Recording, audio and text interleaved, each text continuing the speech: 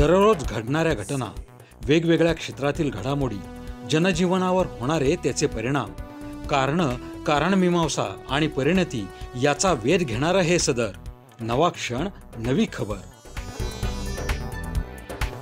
नमस्कार, आपण पाहताय सिटी नाव.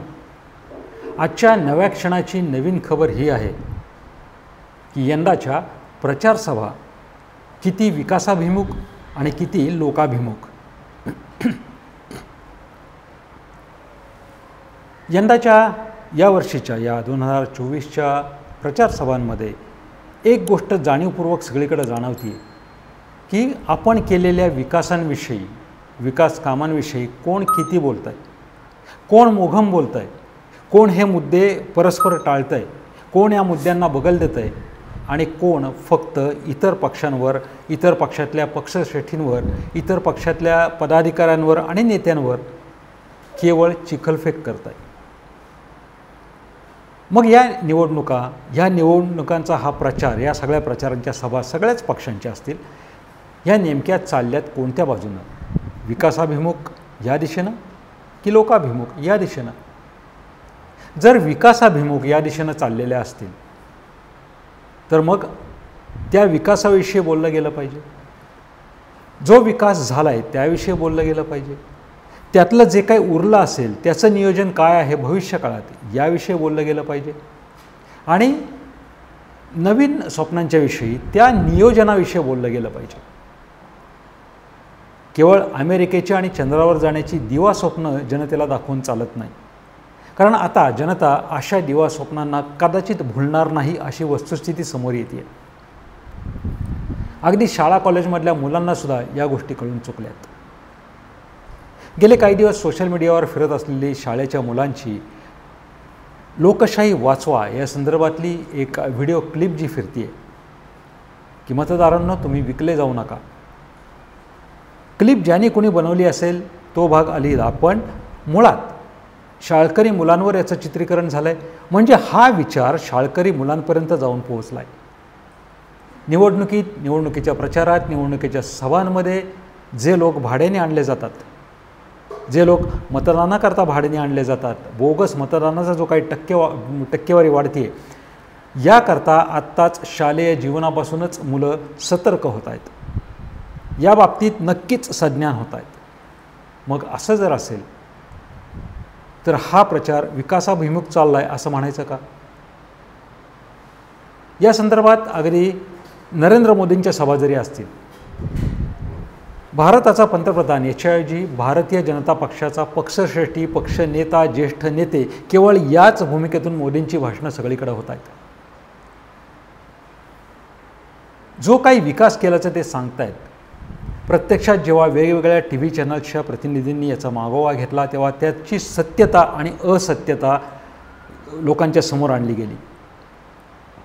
जर ही असत्यतेची बाजू लोकांच्या समोर आणली आहे आणि दुसरीकडे मोदी त्याच विकास कामांविषयी बोलत आहेत, तर जनतेनं आता नेमका विश्वास कोणावर ठेवायचा? व्यासपीठावरून बोलणाऱ्या पक्षश्रेष्ठींकडं की सत्य आणि असत्य बोलणाऱ्या प्रत्यक्ष त्या व्यक्तींच्या मुलाखतींकडे, त्यांच्या वक्तव्याकडे? विश्वासार्हता कुठं निर्माण होतीये? आणि मग आपण विकासाभिमुख बोलतोय का? प्रचार विकासाभिमुख होतोय का? जर तसं होत नसेल तर असत्यता किती वेळा आणि किती ठिकाणी एखादी गोष्ट बोलण्याच्या ओघात माणूस बोलूनही जातो, दुसरी गोष्ट बोलून जातो. पण 10 वर्षांच्या विकासासंबंधी ज्या काही 100 गोष्टी बोलल्या जातात त्यातल्या 90 गोष्टी जर असत्य आहेत या असंच जर काही समोर येत असेल चित्र, तर यंदाचा हा प्रचार विकासाभिमुख आहे का हा प्रश्न निर्माण होतोच आहे. देवेंद्र फडणवीसांपासून नरेंद्र मोदींपर्यंत अगदी एकनाथ शिंदेसुद्धा या गोष्टीत फारसं सविस्तर बोलतच नाही आहेत. महाराष्ट्रातले उद्योग जे गुजरातला नेले गेले आणि महाराष्ट्रातले उद्योगधंदा, कारखानदारी कमी झाली, स्थानिक बेरोजगारी वाढली, मग याच्याकरता आपण भविष्यात काय देणार आहोत याच्यावर भारतीय जनता पक्ष काहीच बोलायला तयार नाही. या उलट शरद पवारांवरती चिखलफेक, राहुल गांधींवर चिखलफेक, तिकडे नारायण राणेसुद्धा केवळ उद्धव ठाकरेंच्या बाबतीत जे काही गरळ ओकत आहेत, गेले 4 वर्षे त्यांचा एकच दावा चालला आहे की निवडणूक होऊ दे, मी शिवाजी पार्कला येऊन दाखवतो काय दाखवायचं ते. आत्ताच का नाही दाखवत? सत्य असत्य जे काही आहे ते एकदा समोर येऊनच जाऊ दे ना. अजून मतदान व्हायचंय, जनतेला कळेल नेमकं सत्य काय आहे. प्रश्न उद्धव ठाकरेंचा किंवा शरद पवार यांचा नाहीच आहे. प्रश्न आहे तो सत्य, असत्यता आणि विश्वासार्हतेचा. नाणेरच्या प्रकल्पाबाबत असो, जैतापूरच्या प्रकल्पाबाबत असो किंवा बारुशच्या प्रकल्पाबाबत असो, जे काही उद्धव ठाकरे रत्नागिरीच्या सभेत बोलले, ठोसपणे बोलले, ठामपणे बोलले, असा कोणताही ठाम विचार भारतीय जनता पक्षाच्या नेत्यांकडून समोर येतोय का? तसंही चित्र दिसत नाही. तिकडे शिवाजीराव आढळराव पाटीलसुद्धा अमोल कोल्ह्यांच्या विरोधात वक्तव्य करत फिरत आहेत. पण नेमकं आंबेगाव तालुका, जुन्नर तालुका या सगळ्या प्रभागाचं गेल्या 10 वर्षात काय घडलं आहे आणि त्याच्यावर आपण पुढे काय करणार आहोत? आजही तिथली परिस्थिती बघायला गेलं तर नाशिक महामार्गाचं जे काय 6 पदरीकरण होतं ते अजूनही काही ठिकाणी रखडलं आहे. अंतर्गत भागातल्या रस्त्यांविषयी तर बोलायलाच नको, जिथे बिबट्यांच्या वावरामुळे लोकांना दिवसाढवळ्यासुद्धा जायची भीती वाटते. नवे सातत्याने बिबट्यांचे हल्ले होत आहेत, अशाही बातम्या वर्तमानपत्रांमधून सातत्यानं समोर येत आहेत. याच्यावर वनविभागाच्या माध्यमातून नेमकी काय तिथे कुठले सापळे लावले गेलेत, कोणतं नियोजन केलं गेलं आहे जनजीवन सुरळीत करण्यासाठी, या गोष्टींवर जर अंकुश राहिला नसेल तर आपण विकासाभिमुख बोलतोय का? त्या दिशेनं जातोय का? आणि मग अनुषंगिक दुसरी बाजू, मग हे सगळं लोकाभिमुख तरी आहे का? जर लोकाभिमुख असेल तर जो विकास झाला किंवा व्हायचा बाकी आहे किंवा भविष्यातलं नियोजन आहे किंवा नवीन स्वप्न आहेत, जे नवीन नियोजन आहे त्याविषयीचं विचार, त्याचं वैचारिक ती मतं, ते वैचारिक परिवर्तन हे समोर उपस्थित असलेल्या जनसमुदायाच्या गळी उतरवलं जात आहे का? नेमकं काय घडतं आहे? मोदींच्या सभा असतील, उद्धव ठाकरेंची सभा असेल, अगदी नुकतीच झालेली पुण्यातली सुषमा अंधारांची सभा असेल, या प्रत्येक सभेला ज्या ज्या ठिकाणी आमच्या पत्रकारांनी तिथल्या लोकांशी संवाद साधण्याचा प्रयत्न केला, मग कार्यकर्ते असतील, सभेसाठी झालेली गर्दी असेल, प्रेक्षक असतील, या सगळ्यांच्या संवादातून नेमकं कोणतं सत्य समोर आलं? आपला विचार लोकांपर्यंत जर पोचत नसेल, मग तो पोचवण्याकरता काय केलं पाहिजे? फक्त लोकांना दिवास्वप्न दाखवायला हवी? जे जे लोकांच्या भल्यासाठी आहे, जे आपण करणार आहोत, ते त्यांना पटतंय का, रुचतंय का, भावतंय का, मानवतंय का? या सगळ्या गोष्टींचा विचार कुठेतरी व्हायला हवा. आणि या सगळ्या वैचारिक परिवर्तनाचा जो निवडणुकीत परिणाम होणारे मतदानाच्या माध्यमातून, ज्या माध्यमातून या केवळ खासदार नव्हे तर अगदी या देशाचे दिग्गज नेते यांचीसुद्धा निवड केली जाणार आहे, मग या परिस्थितीत नेमका एखादा ठोस विचार, तो ठामपणा या दिग्गजांच्या माध्यमातून, यांच्या वैचारिक मांडणीतून का समोर येत नाही आहे?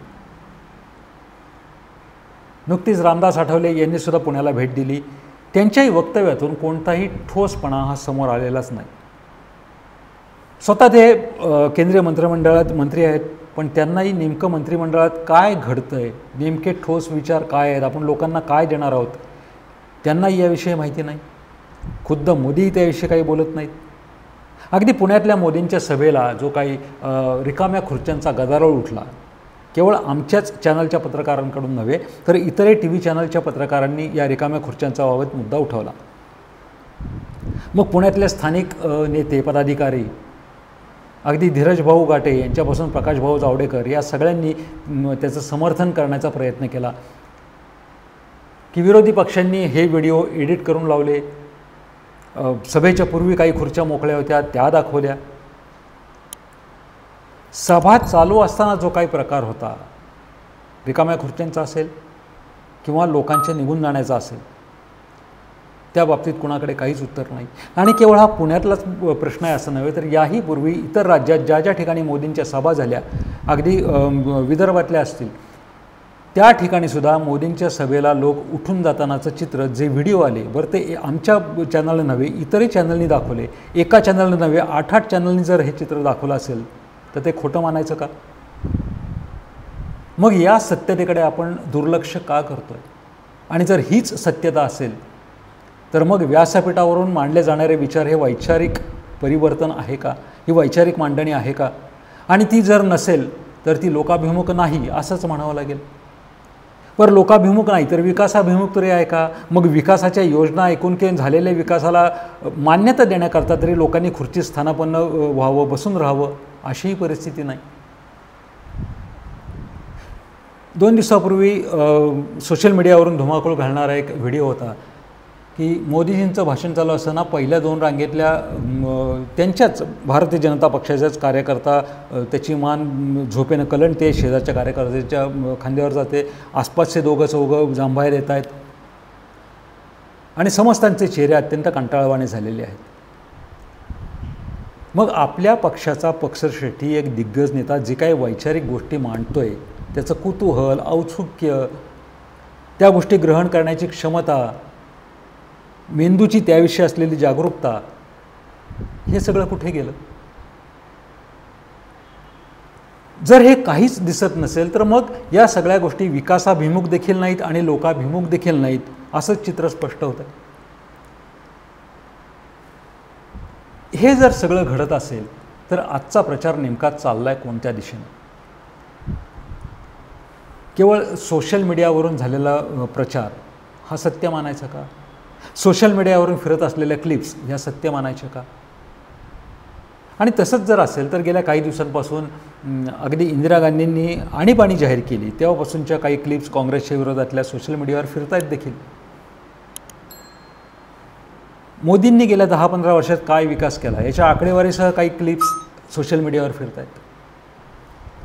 दोन्ही बाजू, सत्ताधारी पक्ष आणि आत्ताचे विरोधी पक्ष, दोघांच्या क्लिप्स एकमेकांच्या विरोधात सोशल मीडियावरून फिरत आहेत. त्यातली सत्यता आणि असत्यता जर पडताळून पाहिली तर पुन्हा कुणाची बाजू कमकुवत आहे हेच लक्षात येत आहे. मग जे घडलंच नाही, जे घडवताच आलं नाही अशा ठिकाणी फक्त आरडाओरडा, आक्रस्ताळेपणा करून जी काय भाषणं केली जातात त्यातून नेमकं काय साधायचं आणि नेमकं काय सांगायचं आहे? हे लोकाभिमुख तरी होतंय का? जर नसेल होत तर का होत नाही याचा कुठंतरी अंतर्मुख होऊन विचार सत्ताधारी पक्ष आणि त्यांची नेतेमंडळी करणार आहेत का? वर्षानुवर्ष मंत्रिमंडळात राहिलेले नारायण राणेसुद्धा याचा विचार करायला तयार नाहीत. उद्धव ठाकरेंना वैयक्तिक पातळीवर शिवेगाळ करणं, वाटेल ते बोलणं हा त्यांचा विषय. मुद्दा हा आहे की सभेच्या व्यासपीठावरून कोकणच्या विकासासंबंधी त्यांच्याकडून काय बोललं जात आहे का? मुंबई गोवा हायवेची गेली वर्षानुवर्ष परिस्थिती तशीच आहे. कोकणातल्या अंतर्गत रस्त्यांविषयी न बोललेलंच बरं अशी परिस्थिती आहे. अलिबाग पेणपासूनच्या रस्त्याचा जर विचार केला तो थेट माणगावपर्यंत रस्त्याची काय परिस्थिती आहे? माणगावच्या चौकात अजूनही नेमकं काय घडतं आहे? माणगावकडून ताम्हिणी मार्गे पुण्यात येणाऱ्या रस्त्यावरची काय परिस्थिती आहे? दापोलीकडे जाणारे रस्ते, दापोलीच्या या शहरातून बाहेर पडणारे आसपासचे जे रस्ते आहेत जे खेड महाडकडे जातात, मांडवगड मार्गे जो रस्ता माणगावकडे येतो त्या रस्त्याची अवस्था वर्षानुवर्ष तशीच आहे. दापोलीतून छोट्या छोट्या गावांकडे समुद्रकिनाऱ्याकडे जाणाऱ्या रस्त्यांच्या बाबतीत तिथं गेल्यावर काय ते कळेल, मी आत्ता बोलून कल्पनाच येणार नाही. महाडकडून रायगडकडे जाणाऱ्या रस्त्यांची, छोट्या छोट्या गावातल्या रस्त्यांची आज अजूनही काय अवस्था आहे? मग तिथला तरी विकास साधलाय का? कोणत्या विकासाबाबत आपण बोलतोय? किंबहुना बोलत देखील नाही होत. मग त्या क्षणाला केवळ इतरांवर चिखलफेक करायची, कोणतेही मुद्दे उकरून काढायचे.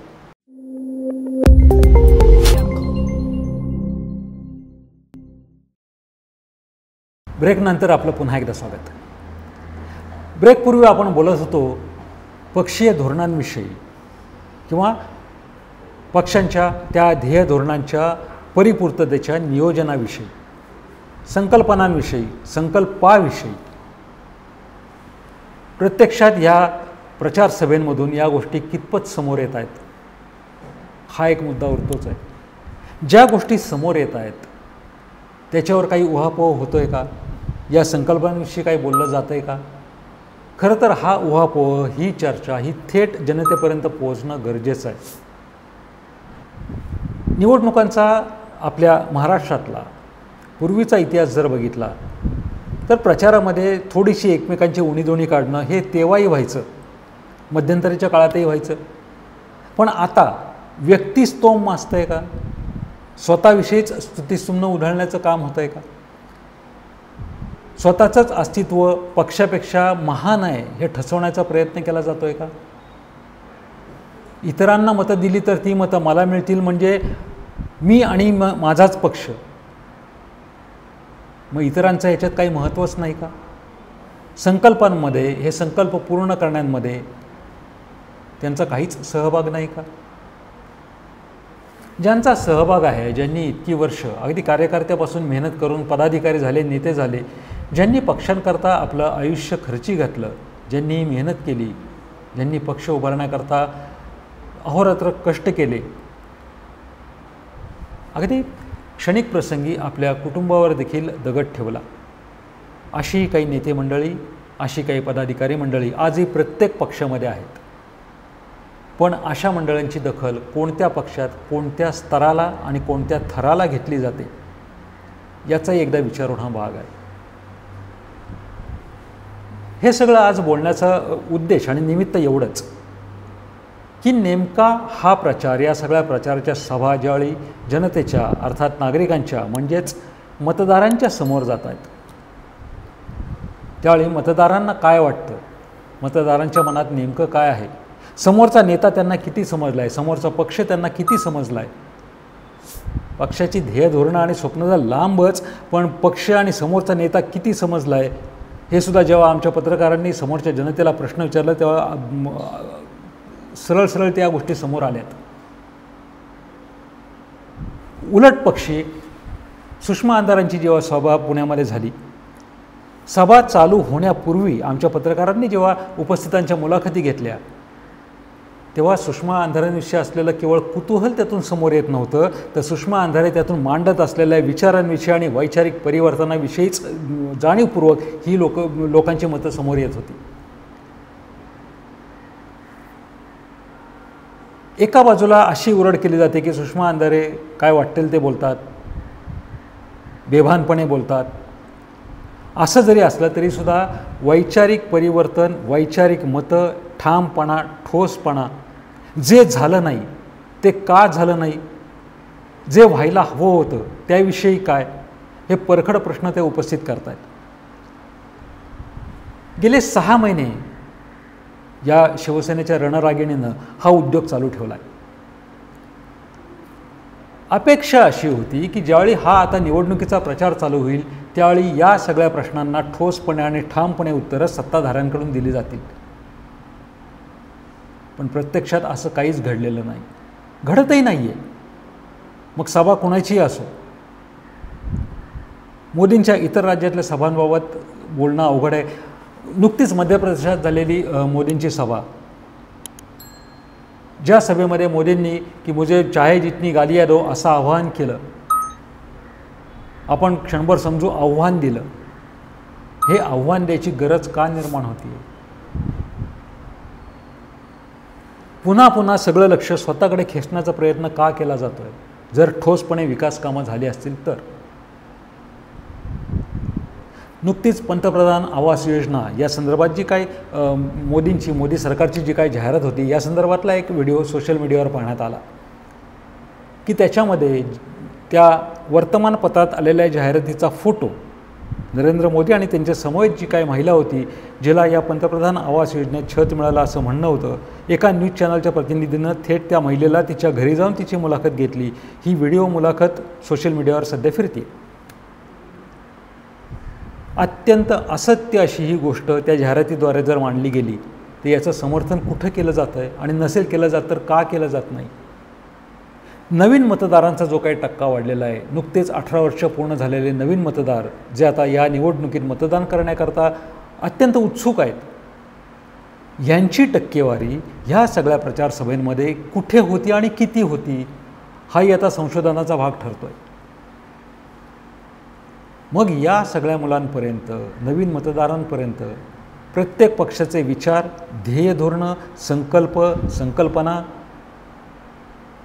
त्याचं नियोजन हे कधी होणार आहे, कसं होणार आहे, याविषयीचं काही सबळ किंवा काही ठोस मांडणी ही या नवीन मुलांपर्यंत कधी पोहोचणार आहे. आणि ही जर पोहोचतच नसेल तर नेमका हाच प्रश्न समोर येतो आहे की आत्ताच्या प्रचारसभा या विकासाभिमुख आहेत की लोकाभिमुख आहेत. आणि पुन्हा इथं समोर येत आहेत दोन पक्षांमधले दोन वेगळे विभिन्न विचार आणि वेगवेगळे विभिन्न अशी ध्येय.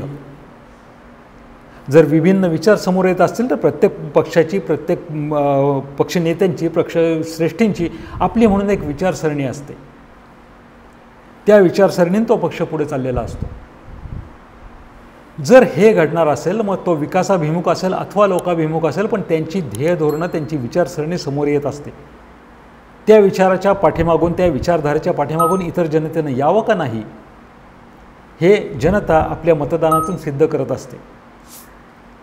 पण अशी विचारधारा जर मांडली जात नसेल आणि खुद्द सत्ताधारी पक्षाकडून, तर ही चिंतेची बाब आहे, हे निश्चित. एकूणच निवडणुका ह्या आत्ता लोकाभिमुख आहेत असं चित्र आता समोर येत आहे. कारण मतदार हा शेवटी मतदार राजा असतो. कोणाला सत्तेत नेऊन बसवायचं हे शेवटी मतदारांच्या हातात आहे. आणि इथंच थोडीशी गफलत केली जाते की मतदारांना गृहीत धरलं जात आहे सत्ताधारी पक्षाकडून, हेही नाकारता येत नाही. म्हणूनच मी म्हणतो की ह्या सगळ्या लोकाभिमुख निवडणुका यंदाच्या याकरता आहेत की आत्ता जनतेला नेमकं कुणाला मत द्यायचं, आता हा संभ्रम हळूहळू दूर होत चालला आहे. जनतेची आता प्रयोग करून बघू ही सुद्धा मानसिकता बदलत चालली आहे असंही चित्र समोर येत आहे. मग या बदलणाऱ्या मानसिकतेला हे दोनही घटक, सत्ताधारी पक्ष असो अथवा विरोधी पक्ष असो, ह्या बदलत्या मानसिकतेला आपल्या वैचारिक परिवर्तनातून आपल्या पक्षाच्या मतांमध्ये कसं परावर्तित करू शकणार आहेत. अर्थात हे सगळं या प्रचार सभांवर अवलंबून होतं, कारण आता प्रचाराच्या अखेरच्या टप्प्यात आपण येऊन पोचलो आहे. त्यामुळे जे काही प्रचार झाले, जे काही प्रचार सभा झाल्या, या विकासाभिमुख झाल्या का लोकाभिमुख झाल्या हे मतदारांच्या नक्कीच लक्षात आलं आहे. आजच्या क्षणाला आज इथेच विराम घेऊया. पुन्हा भेटूया पुढच्या नवीन क्षणाला नवीन खबरीसह. पाहत राहा सिटी नाव.